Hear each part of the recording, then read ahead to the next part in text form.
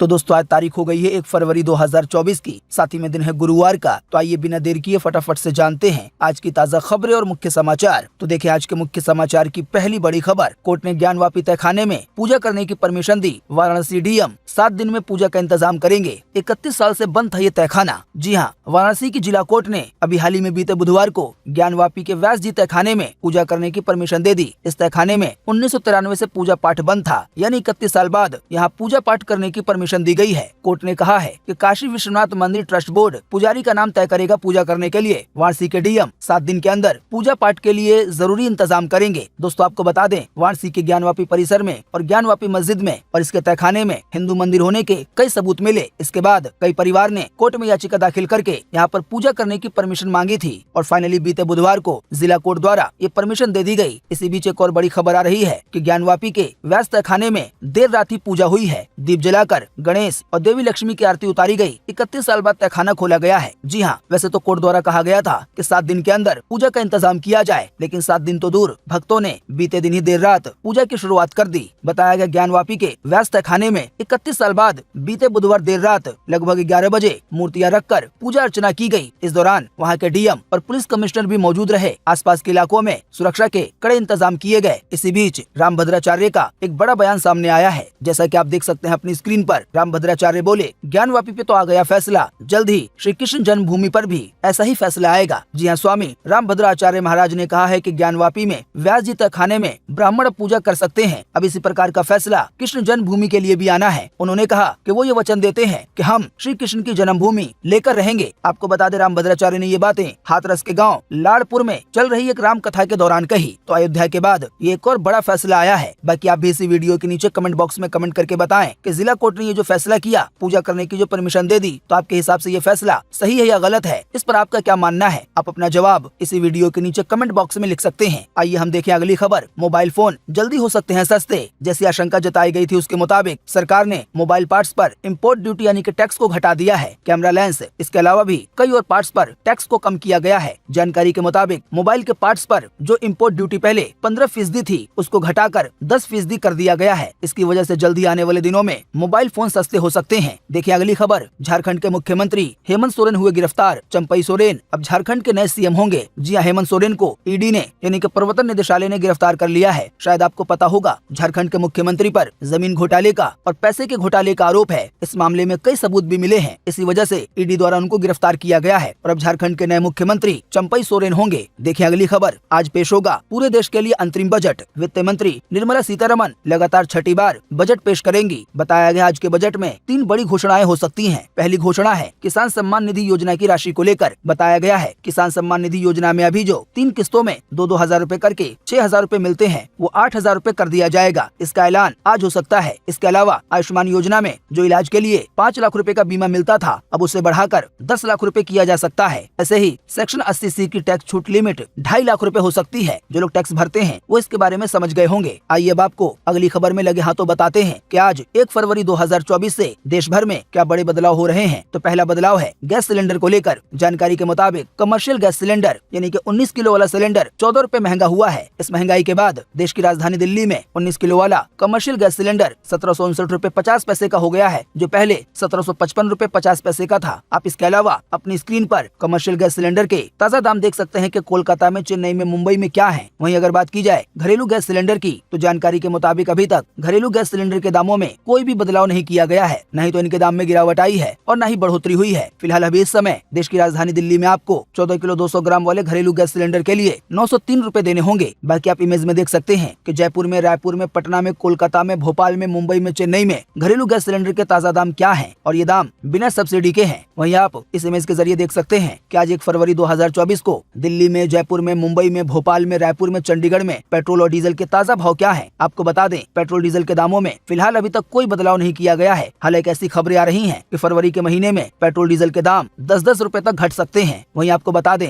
एक बदलाव हुआ है टाटा की गाड़ियों को लेकर। जानकारी के मुताबिक टाटा मोटर्स ने आज 1 फरवरी से अपने पैसेंजर व्हीकल के सेगमेंट की कारों की कीमत बढ़ा दी है। सभी व्हीकल की एवरेज कीमत 0.7% बढ़ाई गई है। वहीं आपको बता दें, आज का एक बदलाव है कि अब आप इंटरनेट बैंकिंग का इस्तेमाल करते हुए IMPS के जरिए 5 लाख रूपए एक ही साथ भेज पाएंगे। शायद आपको पता होगा, IMPS के जरिए लोगों को इंटरनेट और फोन बैंकिंग के माध्यम से तुरंत पैसे भेजने और प्राप्त करने की सुविधा मिलती है, तो इसी की लिमिट बढ़ाकर अब 5 लाख रुपए कर दी गई है, जो आज से लागू भी हो गया है। वहीं आपको बता दें, इसी बीच पेंशन नियामक PFRDA की तरफ से नेशनल पेंशन सिस्टम यानी कि NPS से निकासी के नियम में बदलाव किया गया है। नए नियम के तहत NPS खाता धारक को कुल जमा राशि के 25% से ज्यादा राशि निकालने की अब अनुमति नहीं मिलेगी, यानी कि जितने पैसे जमा है उसका केवल अब 25% ही निकाल सकेंगे। देखिए अगली खबर, राहुल गांधी ने कहा सत्ता में आए तो पूरे देश में जाति जनगणना कराएंगे। जी हां, कांग्रेस की भारत जोड़ो यात्रा आज गुरुवार को पश्चिम बंगाल के मुर्शिदाबाद पहुंचेगी। इससे पहले बीते बुधवार को भारत जोड़ो न्याय यात्रा पश्चिम बंगाल के मालदा पहुंची थी। इसी बीच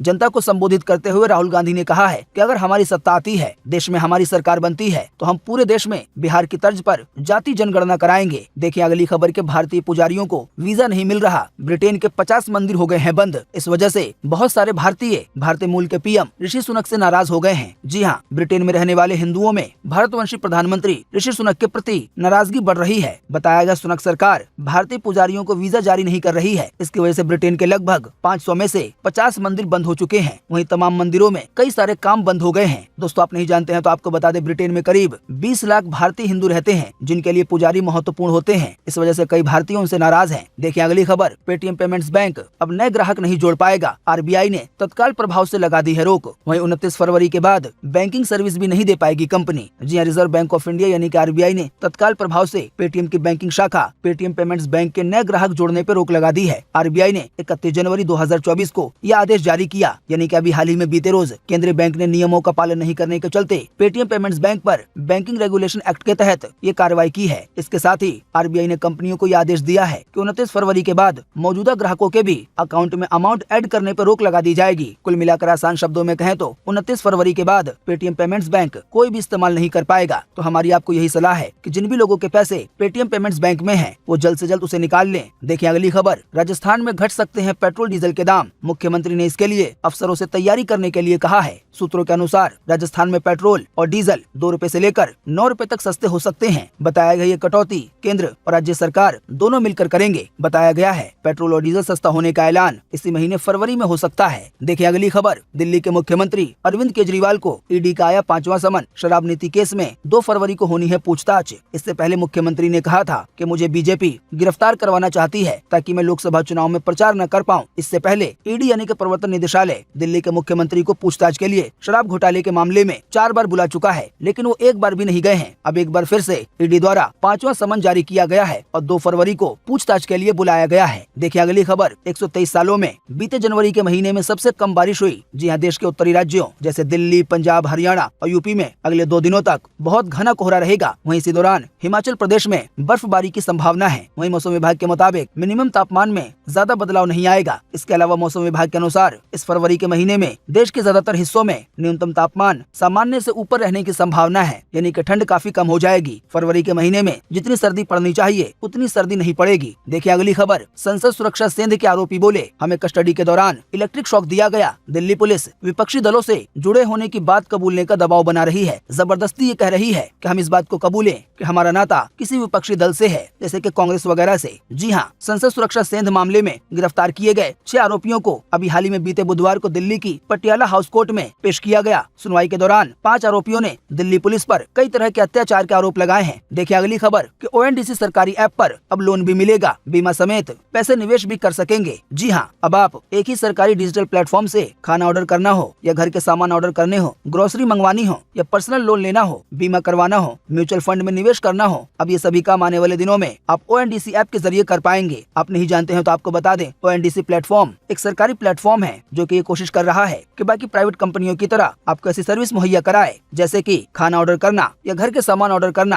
पर्सनल लोन लेना, बीमा करवाना या म्यूचुअल फंड में निवेश करना। देखिए अगली खबर, गाजा पट्टी में सीज फायर किसी भी समय हो सकता है। मीडिया रिपोर्ट्स में दावा किया गया है कि 6 हफ्ते के लिए बंद हो सकती है जंग। जी हाँ, अमेरिकी अखबार वॉशिंगटन पोस्ट की एक रिपोर्ट में दावा किया गया है कि इजराइल और हमास के बीच सीज फायर और होस्टेज डील का ऐलान जल्दी किया जा सकता है। रिपोर्ट के मुताबिक डील पर यह बातचीत पेरिस में पिछले दिनों हुई है। वहीं इसी बीच इजराइल के प्रधानमंत्री बेंजामिन नेतन्याहू ने बंधकों के परिवारों से साफ कह दिया है कि जब भी कोई डील होगी और बंधक रिहा होंगे तो किसी भी शर्त को सार्वजनिक नहीं किया जाएगा, लोगों को बताया नहीं जाएगा। पर इन सब के बावजूद भी कुल मिलाकर ये उम्मीद है कि जल्दी गाजा पट्टी में जंग रुक सकती है काफी हफ्तों के लिए। देखिए अगली खबर के बिहार बिहार में बीजेपी वर्कर्स को दी गई नसीहत। कहा गया जय श्री राम ना बोले बल्कि बोले सियावर रामचंद्र की जय, यानी कि जय श्री राम ना बोलकर सियावर रामचंद्र की जय बोले। साथ ही बीजेपी के वर्कर्स को ये भी नसीहत दी गई है कि जेडीयू के नेताओं से मिलकर रहें। देखिए अगली खबर के मराठा आरक्षण आंदोलन के नेता मनोज जरांगे 10 फरवरी से अनिश्चितकालीन भूख हड़ताल करेंगे। अभी हाल ही में उन्होंने कहा कि 70 साल में पहली बार आरक्षण को लेकर मराठा इतने मजबूत हुए हैं। इसी वजह से हम चाहते हैं कि सरकार कानून को अभी से लागू करे। जब सरकार कानून लागू कर देगी, मराठाओं को आरक्षण मिलना शुरू हो जाएगा,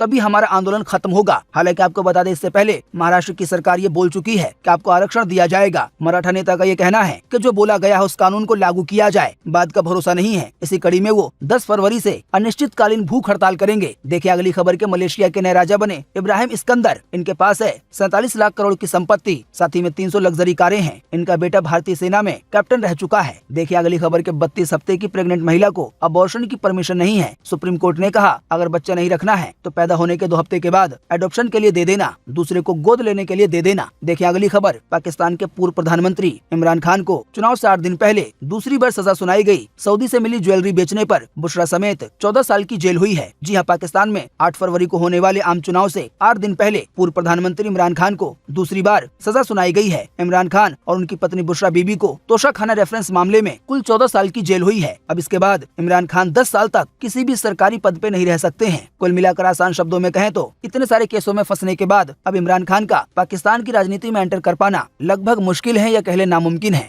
तो दोस्तों, उम्मीद करते हैं कि आज की इस वीडियो से आपको काफी कुछ जानकारी मिली होगी।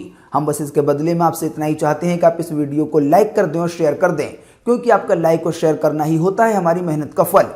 वीडियो देखने के लिए आपका बहुत बहुत धन्यवाद। Thanks for watching.